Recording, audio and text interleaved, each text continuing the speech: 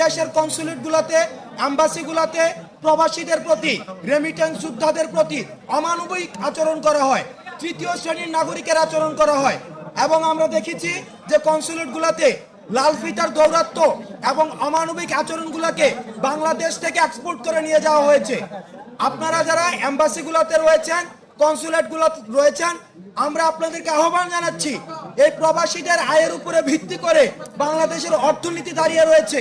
আপনারা রেমিটেন্স যোদ্ধারা যারা রয়েছে মিডল ইস্টে এবং ইউএসএ তে এবং সারা পৃথিবীব্যাপী, তাদের প্রতি আপনারা মানবিক আচরণ করুন।